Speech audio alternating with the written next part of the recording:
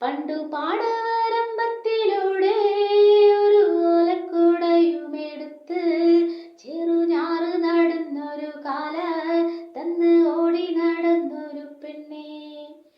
കയ്യിൽ കരിവെള്ളയിട്ട് കണ്ണിൽ കൺമഷി കൊണ്ടുവരച്ച് പിന്നെ വാർമുടിയൊക്കെ വിരിച്ച് നല്ല ചേലുള്ള പാവാടയിട്ട് ആ തോട്ടോരത്തുള്ളൊരു കൈതോരക്കൂട്ടത്തിൽ ഓരത്ത് നിൽക്കണൊരാൽമരത്തിൻ ചോട്ടിൽ